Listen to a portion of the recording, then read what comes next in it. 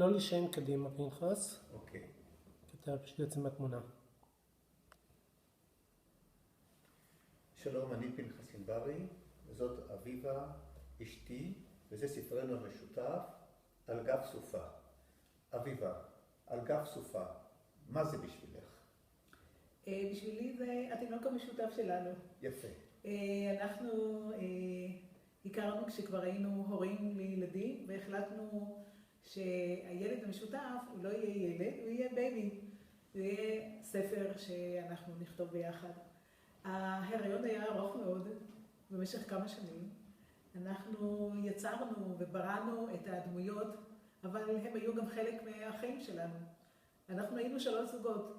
הייתה הולידיי ואדוארד, היה אורי וויולט, והיה אביבה ופנחס. ויחד איתם ובעקבותיהם ביקרנו אותם בכפרים שלהם, בכפרי הגליל, בעכו, בסמטאות, בשוק. נסענו איתם לאיטליה, חווינו את החוויות שלהם, ישבנו על ספסל הפילוסופים שעות אין ספור, שתינו קפה בכוך של רומרו. כתיבה בשתיים היא כמו לחשוב בשני ראשים. זה קל וקשה.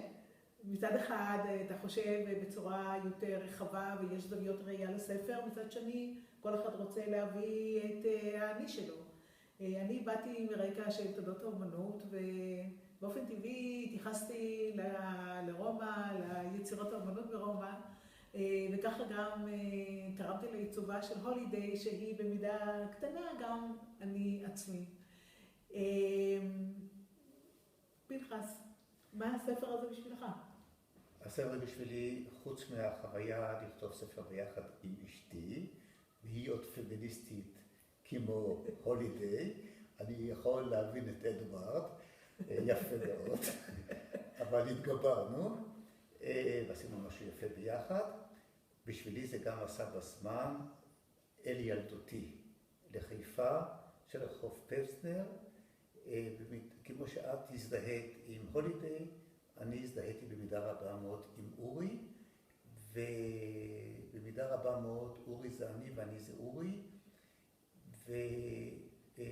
ולחזור לחיפה של אז, לחיפה היפה והטובה, הייתה בשבילי כמו מנהרת זמן וחוויה נהדרת.